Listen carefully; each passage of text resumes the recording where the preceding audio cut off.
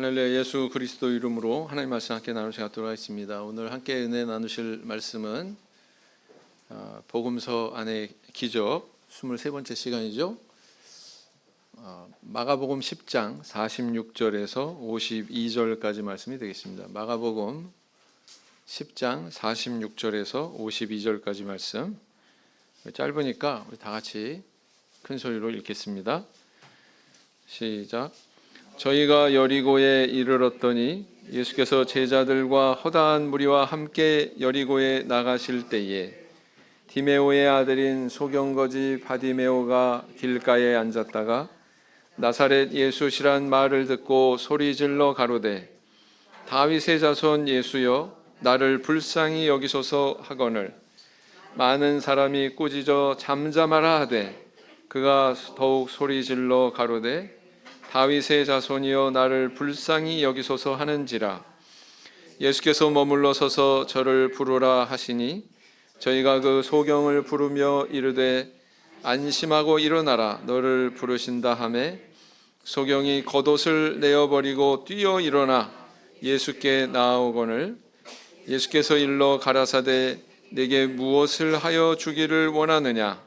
소경이 가로되 선생님이여 보기를 원하나이다. 예수께서 이르시되 가라 내 믿음이 너를 구원하였느니라 하시니 저가 곧 보게 되어 예수를 길에서 쫓으니라. 이런 우스운 얘기가 있습니다.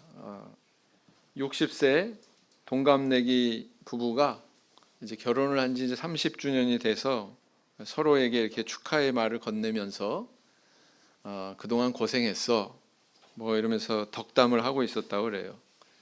하나님을 잘 믿으면서 오랜 세월을 같이 이렇게 살아온 거죠. 근데 어느 순간 천사가 그 앞에 나타나더니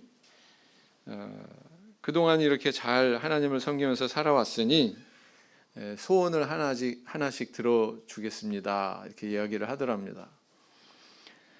그래서 할머니가 먼저 소원을 말했습니다. 저는 우리 영감과 같이, 요즘에 영감이라고 얘기하면 큰일 나죠. 세계 여행을 했으면 좋겠습니다 이렇게 얘기했더니 천사가 세계 일주하는 여행 상품권을 2매를 할머니에게 건네줬습니다. 이번에는 이제 할아버지가 말했어요. 나는 나보다 30살 젊은 여자랑 살았으면 좋겠습니다. 그렇게 소원을 말했답니다. 그랬더니 천사가 할아버지의 소원을 들어줬어요. 어떻게 들어줬을까요? 할아버지 나이가 90세로 바뀌었더래요.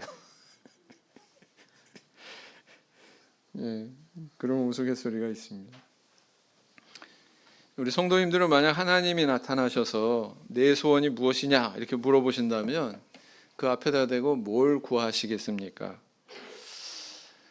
내가 지금 마음속에 담고 있는 그 소원은 정말 나한테 꼭 필요한 것입니까? 내 인생 전체를 다 만족시켜 줄 수 있는 그런 소원의 제목인가요? 사실 이 하나님께서 우리에게 이렇게 소원을 물어보신다고 한들 우리 자신이 스스로 나한테 가장 필요한 것이 무엇이다 여기에 대해서 잘 알지 못할 수도 있습니다. 그리고 또 그 소원이 하나님 뜻에서 벗어나서 바람직하지 않은 것일 수도 있어요. 오히려 나를 패망에 이르게 하고 그런 잘못된 소원을 품을 수도 있다라는 것입니다. 그래서 인간은 참으로 무지하다, 또 부질없는 욕망에 그렇게 사로잡혀서 살 수도 있다라는 것입니다. 사실 우리가 주님께 뭔가를 소망하고 소원하기보다 그에 앞서서 스스로 우리가 버려야 하는 것들이 있습니다. 그것을 버리지 않으면 채울 수가 없다는 거죠. 마치 그 그릇에 무엇이 담겨져 있으면 다른 좋은 무엇이 있어도 이미 채워져 있기 때문에 그것을 담을 수 없는 것 같은 이치다 이렇게 볼 수가 있습니다. 우리 성도님들 집에 새해 맞이해서 뭐 정리한 것들이 있으세요? 옷이 됐건 뭐 신발이 됐건 아니면 오래된 어떤 물건이 됐건 막 열심히 뒤지다 보면 우리 집에 이런 것도 있었어? 그러시지 않습니까? 네. 어떤 그 건축가가 이야기하기를 우리가 지금 살고 있는 집안에서 대부분의 공간은 내가 별로 관심 두지도 않는 짐들로 채워져 있다, 이렇게 얘기하더라고요. 사람한테 정말 필요한 공간은 그렇게 넓지 않다는 거죠. 아무튼 우리는 이렇게 비우지 않으면 새 것으로 채울 수 없다는 것을 체험적으로 알고 있습니다. 우리가 비울 때만이 우리 안에 채워진다라는 것이죠. 에베소서 찾으시겠습니다. 에베소서 4장 22절에서 24절까지 말씀이 되겠습니다. 에베소서 4장 22절에서 24절까지 말씀 읽겠습니다. 같이 읽겠습니다. 시작. 너희는 유혹의 욕심을 따라 썩어져가는 구습을 쫓는 옛사람을 벗어버리고 오직 심령으로 새롭게 되어 하나님을 따라 의와 진리의 거룩함으로 지으심을 받은 새 사람을 입으라. 우리 주님께서는 십자가를 통해서 생명을 버림으로 영원한 생명을 얻을 수 있는 길을 우리한테 보여주셨습니다. 육신의 생명을 버리는 것으로 영원한 생명을 얻는 그런 길을 보여주셨죠. 어찌 보면 우리 신앙생활의 실상은 낡고 오래된 것들을 벗어버리고 새롭고 영원한 것으로, 가치 있는 것으로 갈아입는 그런 또 과정이다, 또 이렇게 생각을 해볼 수가 있습니다. 우리는 어떻습니까? 버려야 될 것 버리고 있고 또 그로 인해서 새 것을 취하고 있습니까? 아니면 마치 우리 의복이나 신발이나 아니면 물건이나 너무 집착해서 너무 추억을 소중히 여겨서 그것을 집에다 쌓아놓고 있기 때문에 새로운 것을 얻지 못하고 생각지 못하는 그런 자리에 머물러 있지는 않은지요. 오늘은 이 소경거지 바디메오의 하나님 앞에, 예수 그리스도 앞에 구한 그런 소원의 제목을 주목하고 이를 통해서 버리는 영성에 대해서 함께 생각하고 은혜를 나누는 시간을 가지고자 합니다. 자, 오늘 본문 말씀에 보면 바디메오라고 하는 이름의 소경거지가 등장하죠. 사실은 이 설교를 제가 한번 했습니다. 그런데 오늘은 조금 다른 쪽에서 해야 되겠다 그래서 투 이렇게 붙였잖아요. 그죠? 지나가는 사람들한테 동전 몇 푼을 구걸하면서 살아가는 불쌍한 그런 처지였는데 예수님을 만나게 되고 그 만남을 통해서 눈을 뜨게 되고 그리고 새로운 삶을 출발하게 되는 그런 모습을 우리는 보게 됩니다. 너무나도 극적인 변화죠. 어떻게 이렇게 큰 은혜를 입고 변화될 수 있었을까요? 근본적으로는 우리 하나님의 은혜가 먼저다 그러지만 또 이 바디메오의 믿음도 있어요, 없어요? 바디메오의 믿음이 발견이 되고 있습니다. 발견되는 그의 믿음을 한마디로 표현한다면 그것은 바로 버림의 영성이다, 이렇게 표현할 수가 있어요. 버려야 될 것을 버리는 버림의 영성이 있었다라는 것이죠. 주여 나를 불쌍히 여기소서. 주변의 꾸지람이나 자기 체면이나 다른 사람에 대한 민폐나 이런 것도 다 생각지도 않고 주님 앞에 나가는데 오로지 하나의 목적에 마음이 집중된 것을 오늘 발견하게 됩니다. 뿐만 아니라 그의 이런 소원에는 아주 드라마틱한 그의 행동이 발견이 되지요. 성경이 뭐라고 기록하고 있습니까? 그가 예수님이 이제 앞으로 나오라고 허락을 받았을 때에 나타낸 행동이 있는데 그것은 바로 뭐냐면 겉옷을 내어버리고 그 다음에 뛰어 일어났다, 이렇게 표현하고 있습니다. 겉옷을 내어버리고 뛰어 일어났다, 이렇게 표현하고 있죠. 그 당시에 겉옷은 어떤 의미가 있습니까?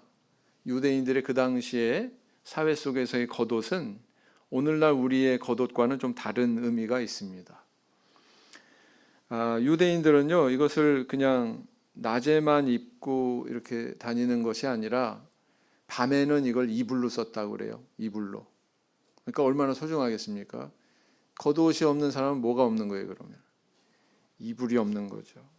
예, 낮에는 뜨거운 햇빛을 가리는 의복이 되고 밤에는 추위를 막아주는 그런 이불이 바로 이 겉옷이었다라는 거예요. 그래서 신명기 24장 13절에 보면 해가 떨어지면 그 가난한 자에게 네가 담보로 잡은 겉옷을 돌려줘라 이렇게 이야기하는 내용이 있습니다.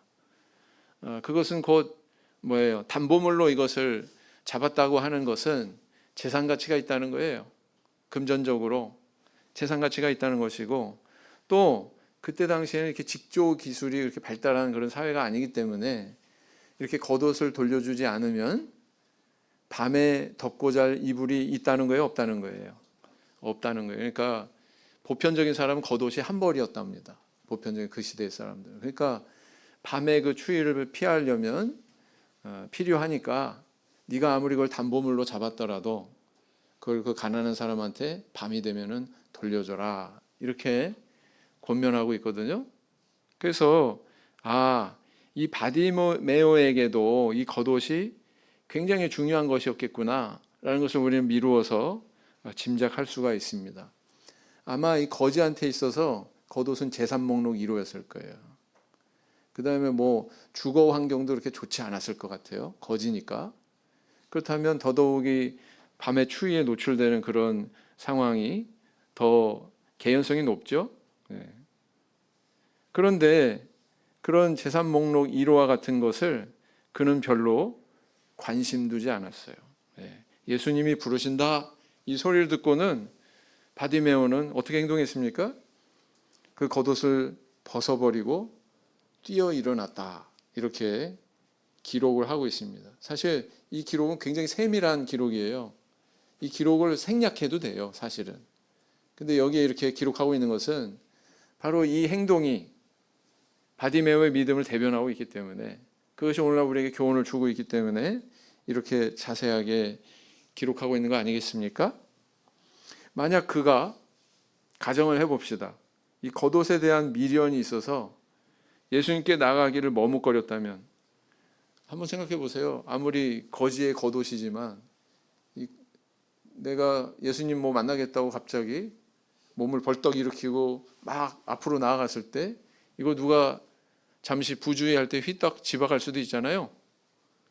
그렇지 않겠습니까? 근데 그런 집착이 없었어요. 네. 만약에 그가 이렇게 겉옷에 미련을 두고 예수님께 나아가기를 머뭇거렸다면 어떠했을까요? 네. 여전히 소경이었겠죠. 그리고 여전히 거지의 겉옷을 입고 살았을 것입니다.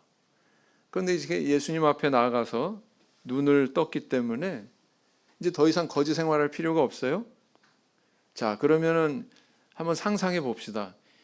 이 사람은 이 거지의 겉옷을 계속 만족하면서 여기에 머물면서 살았을까요? 아니면 새로운 옷을 열심히 일하고 돈 벌어서 샀을까요? 어떻게 했을까요?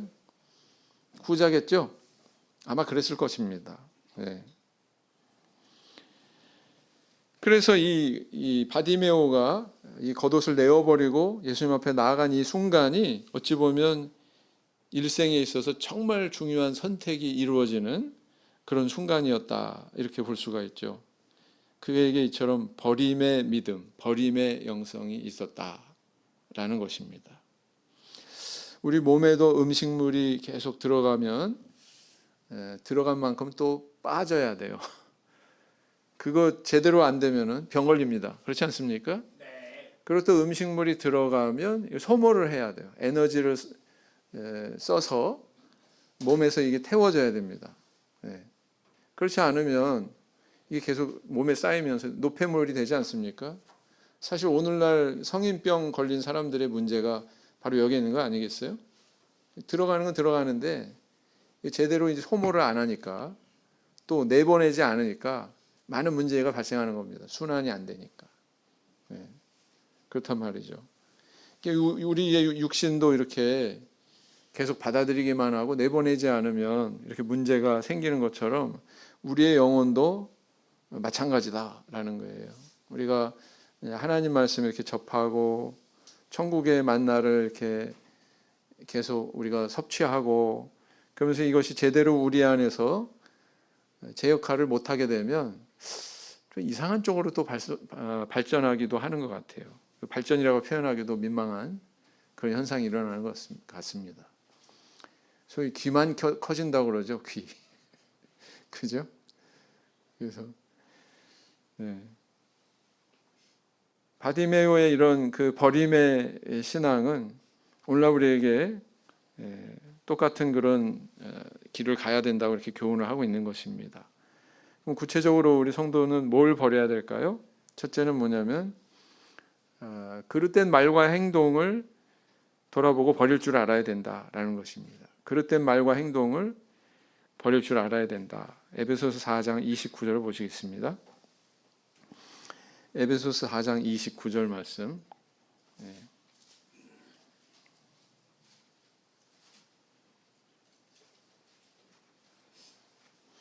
4장 29절 같이 읽겠습니다.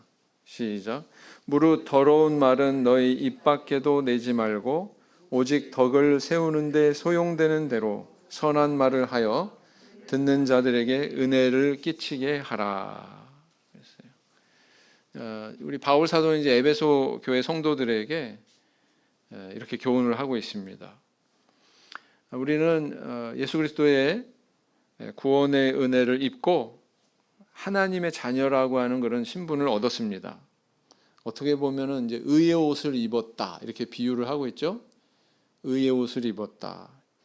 성도라고 하는 호칭을 얻었습니다. 참 너무나도 그 감사한 일이죠. 거룩한 무리, 성도라고 하는 이런 호칭을 받았어요. 그러나 그런 호칭이 우리에게 주어졌다고 그래서 하나님의 자녀다, 성도다 이런 호칭이 주어졌다고 그래서 그로 인해서 우리의 말과 행동이 그 신분에 맞게 단번에 변화가 되는 건 아니죠. 그건 아닙니다. 사실은 우리가 그 신앙 안에서 오랜 동안 우리의 영혼을 가꾸고 다듬으면서 변화의 길을 걸어가야 되는 그런 숙제가 있다라는 것입니다. 그런데 사람들이 이렇게 살아가는 모습을 보면 우리는 보통 그 깨끗한 것을 다 좋아할 것이다 이렇게 생각하지만 깨끗한 것을 꼭 좋아하나 그렇지만도 않구나 라는 것을 발견하게 됩니다. 저기 서울역에 가면 뭐가 있죠? 서울역에 가면은 누가 있죠? 노숙자가 있습니다. 아무데나 막 이렇게 신문지 깔고 뭐 박스 종이 같은 거 깔고서 막 잠자고 막 한창 동안 뭐 그 목욕도 안 하고 그랬는지 정말 막 몸에서 막 악취가 나는 그런 분들이죠. 그런데요, 노숙자 생활을 하다가 다시 정상적인 생활로 왔다가 다시 노숙자로 돌아간 사람들의 그런 이야기를 귀담아 들으면 뭐라고 그러냐면 그 냄새가 구수하대요. 보통 사람은 상상하기 힘든데 그렇게 표현합니다. 흡연하는 사람도 마찬가지죠. 흡연을 극도로 싫어하는 사람은 멀리서 다른 사람이 담배를 피우고 있는 모습만 봐도 기침 소리가 나는데 흡연을 했던 사람은 그 냄새를 맡으면 구수하답니다. 구수합니까? 정말로? 네. 그래야죠. 마땅히 그래야죠. 그렇게 얘기한단 말이에요. 그래서 이게 항상 모든 사람들이 똑같이 깨끗하고 정결한 것을 좋아하는 것만은 아니다라는 것을 생각하게 되죠. 우리의 말과 우리의 행동도 마찬가지다 이렇게 생각이 됩니다. 주님은 우리의 말과 행동부터 사실은 세상 사람들과 구별이 되어야 된다 이것을 우리에게 요구하십니다. 그래서 우리가 신앙생활을 오래 해나가면 우리의 겉으로 드러나는 모습이 바뀌어야 되는데 그것은 바로 구체적으로 얘기하면 우리의 말과 행동이 바뀌어야 된다라는 것이죠. 그래서 어떻게 표현하고 있냐면 과거의 그런 옛사람을 벗어버려라. 옛날 내가 가지고 있던 그런 말과 행동에 대한 습관을 벗어버려라 이렇게 말씀하시는 겁니다. 만약에 하나님의 자녀라는 우리 신분에 걸맞은 말과 행동이 나오지 않는다면 그건 어떻게 비유할 수 있을까요? 그것은 마치 이와 같다. 뭐냐? 목욕을 깨끗하게 다 마치고 나온 사람이 때와 땀이 잔뜩 베어져 있는 그런 과거의 옷을, 더럽힌 옷을 입는 것과 같다. 이렇게 볼 수 있지 않을까요? 우리가 마땅히 목욕했다면은 깨끗한 속옷에 깨끗한 겉옷을 입는 것이 마땅하지 않겠습니까? 그거랑 똑같다. 로마서 13장 14절 말씀을 보시겠습니다. 로마서 13장 14절, 로마서 13장 14절 말씀 같이 읽겠습니다. 시작. 오직 주 예수 그리스도로 옷 입고 정욕을 위하여 육신의 일을 도모하지 말라 그랬어요. 우리 학생들이 특히 이런 데 도전을 많이 받는 것 같아요. 왜냐하면 학교 생활을 하다 보면 학생들이 구사하는 언어들이 신조, 그 아이들 대화 속에 다 있습니다. 어른들은 잘 알아듣지 못하는. 그 다음에 또 불량한 아이들은 거침없이 막 이런 것들을 내뱉죠. 어렸을 때에 이제 이렇게 어린 마음에 보면 그런 것들이 뭔가 좀 멋있어 보이고 이상하지만 그럴 수도 있다라는 것입니다. 그런데 동화되어서는 안 된다는 거죠. 바른 언어를, 바른 단어를, 좋은 그런 단어들을 선택해서 표현하려고 하는 그런 노력들이 우리 학생들한테도 저는 있어야 된다고 생각합니다. 언제부턴가 부끄러워, 아이 부끄러워 이게 아니고 쪽팔려 이런 단어로 바뀌었잖아요. 근데 그게 아주 보편화됐어요. 근데 그것도 상당히 과거에는 불량하게 여겨졌는데 근데 막 쓰다 보니까 막 어른들도 가끔 쓰는 게 제 귀에 들립니다. 근데 정확한 우리 어법의 표현은 뭐예요? 부끄럽다라는 거잖아요. 그런 데 대한 비판이 있나 우리한테? 우리 참여수교회 우리 학생반은 그런 것도 비판 의식을 가지고 올바르게 선택할 줄 아는 그런 모습이 좀 있어야 되지 않을까요? 그렇죠? 우리 안에 그런 노력이 있기를 원합니다. 그런 단어들이 많아요. 찾아보면. 그래서 이제 우리가 이렇게 쓰는 말이나 행동이나 이런 것들이 하나님 뜻에 합당할 수 있도록 해야 된다라는 것입니다. 애들, 학생들만의, 어린아이들, 학생들만의 문제겠습니까? 어른들도요, 마찬가지라고 봅니다. 노력해야 되는 거죠. 저는 그 과거에 교회 대표대회 이런 데를 가면 참 막 상처받는 예가 많았어요. 어른들이 막 이야기하고 막 회의 시간에 막 격하게 막 서로 이야기하는 걸 듣다가 오면은 은혜가 되는 게 아니라 정말 너무 마음의 상처가 커가지고 몇 날 며칠 동안 막 힘들어하는 그런 때가 있었습니다. 그런데요, 시간이 지나고 세대가 바뀌었습니다. 험한 말 쏟아내던 분들이요, 나이가 많이 이제 드셨어요. 그 사이에 이제 젊은 사람들이 싹 교체가 돼가지고 요즘에 교회 대표대회 오면 전부 다 막 굉장히 연령대가 밑으로 쫙 다 내려갔습니다. 아마 제 연령보다 밑에이신 분들이 더 아마 많을걸요. 어느 정도 이제 그 사회 교육 기관을 통해서 교양에 대한 교육도 받아왔고 뭔가 이제 소양이 갖추어진 사람들이기 때문에 그런가 이런 생각을 해보게 되는데 과거와 같은 모습이 없습니다. 싹 일소됐습니다. 그리고 마음으로부터 이렇게 지지하고 협조하고 화합하고 하나가 되려고 하는 것이 발언하는 거나 이런 투표하고 막 이런 결과나 이런 데서 다 드러나거든요. 야, 우리가 정말 한 몸 의식이 있구나. 과거와는 다르게 많이 변했구나.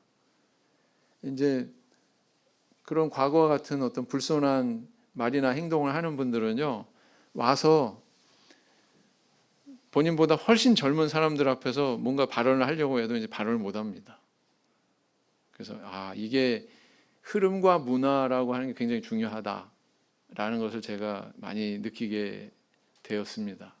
그래서 이렇게 작은 변화지만 의식 있는 사람들이 그 노력을 하고 바꿔 나가려고 이렇게 노력을 계속 하다 보면 우리가 몸담고 있는 사회도 이렇게 바뀔 수 있다고 저는 믿거든요. 왜냐하면 체험한 게 그거니까. 대표대회 뭐 이런 사례를 통해서 체험을 했기 때문에 그렇다라는 것입니다. 그래서 우리가 점점 더 좋은 교회의 모습을 이루어 가야 되지 않을까요? 또 내가 몸담고 있는 사회가 점점 더 좋아지는 그런 모습을 우리가 발견할 수 있어야 되지 않을까요? 네. 그래서 주님께서 우리에게 이와 같이 권면하고 있는 것입니다. 에베소서 5장 4절 말씀을 보시겠습니다. 에베소서 5장 4절.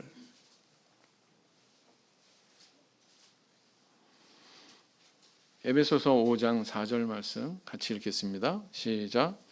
누추함과 어리석은 말이나 희롱의 말이 마땅치 아니하니 돌이켜 감사하는 말을 하라. 자, 두 번째는 뭐냐면은 잘못된 사고와 생각을 버려야 된다라는 것을 의미하고 있습니다. 잘못된 사고와 생각도 버릴 줄 알아야 된다라는 것입니다. 데살로니가전서 4장 1절을 찾으시겠습니다. 데살로니가전서 4장 1절, 데살로니가전서 4장 1절 말씀 같이 읽겠습니다. 시작. 정말로 형제들아, 우리가 주 예수 안에서 너희에게 구하고 권면하노니 너희가 마땅히 어떻게 행하며 하나님께 기쁘시게 할 것을 우리에게 받았으니 곧 너희 행하는 바라 더욱 많이 힘쓰라. 데살로니가 교회의 좋은 점이 뭐냐면요, 바울 사도가 이렇게 이야기하고 있듯이 잘 하고 있습니다. 잘 하고 있는 데다가 뭐라고 마지막에 그러냐면은 너희의 행하는 바라, 너희들이 지금 잘 행하고 있는 거야. 너희들이 모범이야, 스탠다드야. 더욱 많이 힘쓰라. 이렇게 잘 달리는 말에 마치 더 채찍질 하듯이 이렇게 권면하고 있죠. 그렇게 이야기하고 있습니다. 사실 신앙인이 말과 행동을 신앙인답게 이렇게 해야 된다라고 하는 말엔, 그 말 안에는 근본적으로 신앙인으로서의 생각과 가치관이 먼저 구비되어야 된다라는 것을 의미하고 있습니다. 교회 안에서도 그렇죠. 뭐 세상의 여러 가지 그런 논리나 물질적인 기준이나 이런 것에 입각해서 이야기하는 것이 아니라 믿음 안에서 그리스도께서 우리에게 보여주신 그런 영적인 기준, 영적인 가치관, 이런 것들이 있습니다.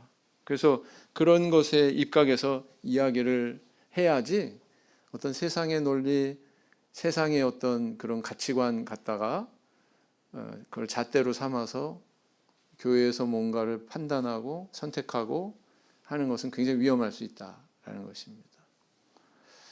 고린도전서 6장 7절 한번 보실까요? 고린도전서 6장 7절 보시면,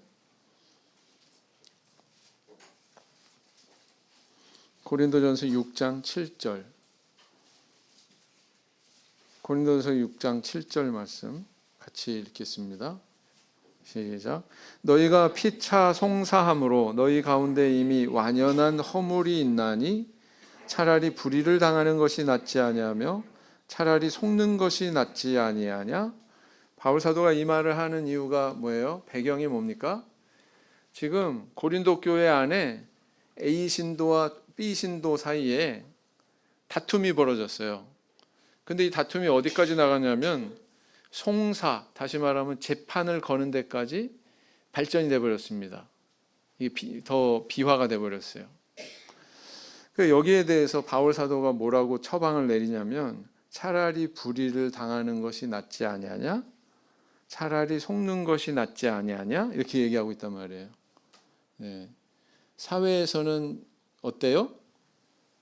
어떻게 해서든 재판해가지고 이겨서 내가 손해 안 보고 내가 취할 이익에 대해서 딱 취할 수 있도록 그렇게 가는 게 상식적이지 않습니까?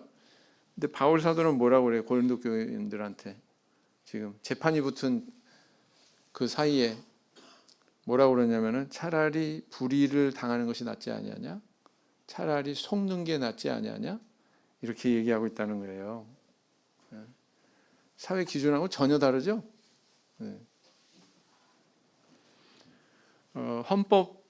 헌법재판소의 판사를 역임했던 한 판사가 있습니다. 이미 은퇴하셨고 아마 지금은 돌아가셨을 거예요. 그 판사이신 분이 과거에 이제 자기가 판결했던 그런 사건에 대해서 추억을 하는데 한 번은 두 목사가 민사로 이렇게 찾아왔더래요. 그 재판이 벌어졌는데 A 목사가 B 목사한테 300만 원을 빌려준 겁니다.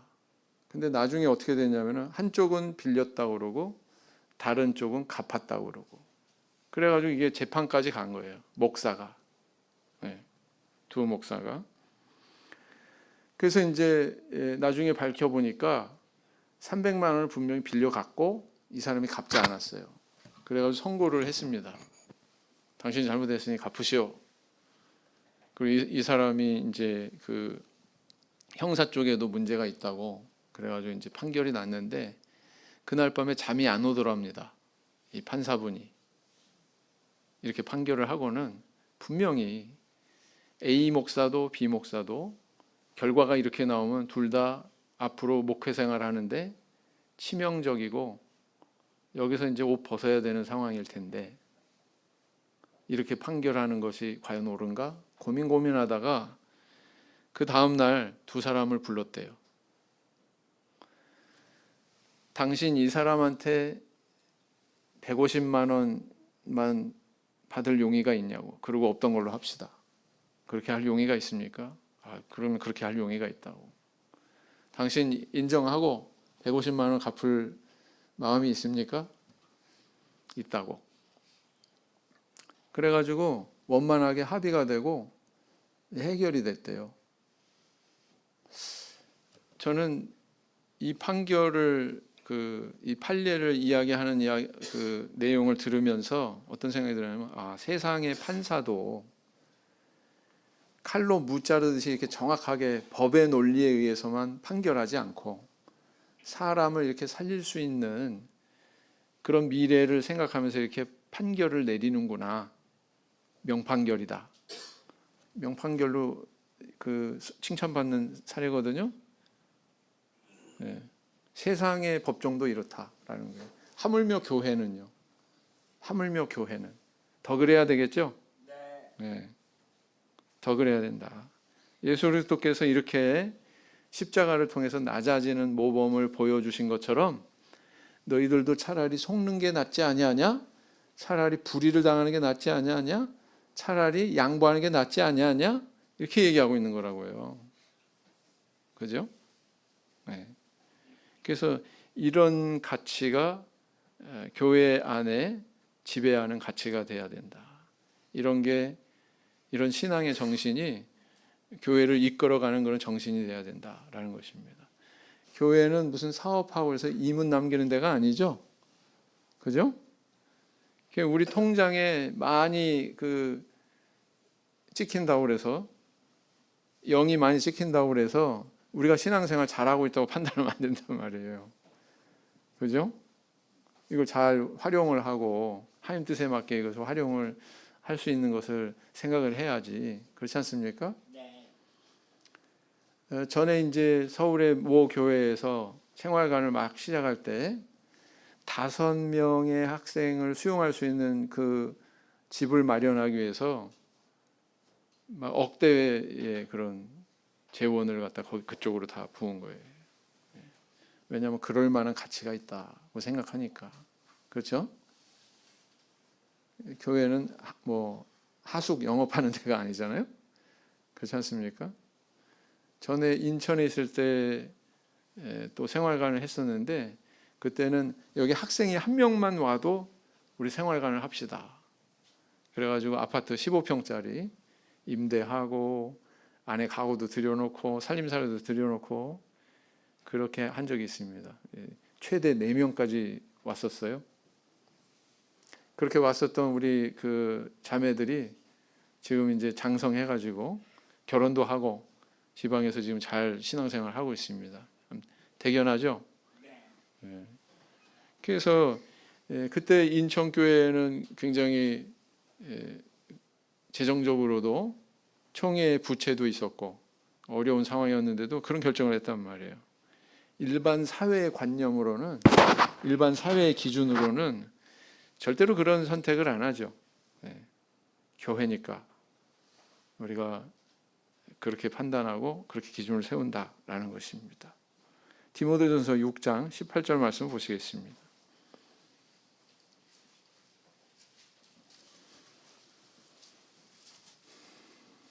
디모데전서 6장 18절. 디모데전서 6장 18절 같이 읽겠습니다. 시작. 선한 일을 행하고 선한 사업에 부하고 나눠주기를 좋아하며 동정하는 자가 되게 하라 그랬습니다. 그 다음에 이제 세 번째, 잘못된 욕망과 욕심을 버려라 라는 것입니다. 그릇된 욕망과 욕심을 버려라, 이렇게 교훈하고 있는 것입니다. 디모데전서 6장 17절에 보면 내가 이 세대의 부한 자들을 명하여 마음을 높이지 말고 정함이 없는 재물에 소망을 두지 말고 오직 우리에게 모든 것을 후히 주사 누리게 하시는 하나님께 두며. 소망을 어디다 두라고요? 재물에 두지 말고 명예에 두지 말고 하나님께 두라, 이렇게 말씀하고 있지 않습니까? 우리가 하나님께 은혜를 받기 위해서 버려야 하는 세 번째 겉옷이 있다면, 영적인 겉옷이 있다는 것은 그릇된 욕망과 욕심이다. 사람한테는 누구나 욕심, 욕망이 있어요, 없어요? 사실은 욕심과 욕망은 의욕이라고 하는 단어와 어깨동무하고 있습니다. 욕심, 욕망이 없다는 것은 의욕도 없다는 거예요. 사실은 어찌 보면 긍정적인 차원에서 보면 의욕이고, 그죠?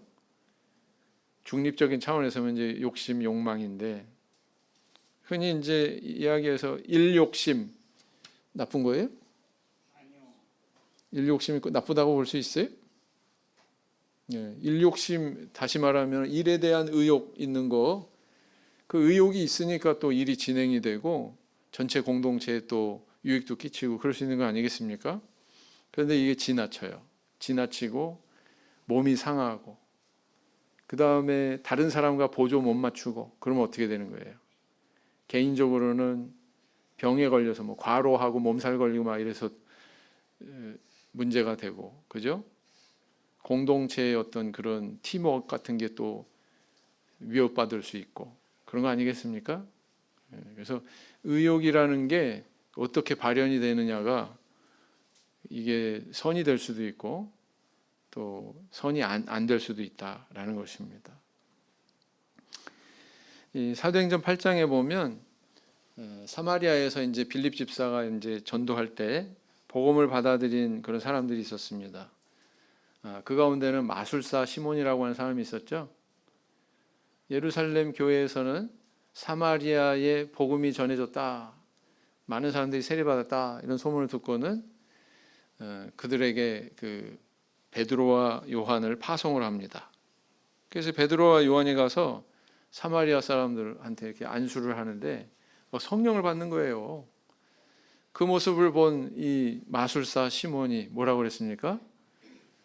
돈을 들이면서 내가 안수하는 자는 당신들이 이렇게 하는 것처럼 이런 현상이 나타나게 그거 나한테 좀 파시오, 이러고 요구하지 않습니까? 아마 마술사라고 하는 직업상 그 현상이 아주 탐이 났던 것 같아요. 그래가지고 이렇게 요구하지 않습니까? 그랬더니 베드로 사도가 내 은과 내가 함께 망할지어다 저주를 합니다. 그래서 이렇게 하나님의 선물을 돈줄로 살려고 했던 그런 욕망을, 그릇된 욕망을 이렇게 저주하는 것을 보게 되죠. 주님은 우리가 이렇게 잘못된 욕망에서 벗어나서 오로지 주님만 바라보면서 주님을 소망하기를 권하고 계십니다. 우리 예수님께서 바디메오에게 이렇게 묻습니다. 내게 무엇을 하여 주기를 원하느냐? 만약에 우리 주님께서 성도님들한테 내가 내게 뭘 해 주기를 원하느냐? 이렇게 물으신다면 어떻게 대답하시겠습니까? 바디메오는 자기에게 가장 필요한 것을 알았어요. 보기를 원하나이다. 여러분, 소경에게 가장 필요한 게 뭐였겠어요? 나에게 다이아를 주세요. 다이아몬드를 주세요. 뭐 금덩어리를 주세요. 뭐 건강을 주세요. 그렇게 구하지 않았죠. 자기 인생의 처지 가장 장애가 되고 있는, 앞을 못 보는 그런 소경인 처지에 대해서 그는 알고 있었고 그것을 해소할 수 있는 소원을 구하고 있습니다. 보기를 원하나이다. 자기 인생의 문제를 정확히 아는 것이죠. 그리고 그것을 소유하기 위해서 나머지 것은 과감하게 포기했습니다. 겉옷을 내어버리고 뛰어 일어나. 우리 성도님들 자녀들 잘 되셨으면 좋겠죠. 그것은 좋은 대학 들어가고 좋은 직장 구하고 좋은 짝 만나서 결혼하고 그것도 인생에서 중요하고 소중한 일이죠. 그러나 가장 소중한 건 뭘까요? 영원한 생명이지 않겠습니까? 그것을 위해서 기도하시고 하나님께서 내게 뭘 해 주기를 원하느냐? 이런 질문이 던져졌을 때 거침없이 내 인생에 있어서 가장 소중한 그것을 하나님 앞에 구할 줄 아는 저 우리 성도님들 되시길 원합니다. 묵상기도 하시겠습니다.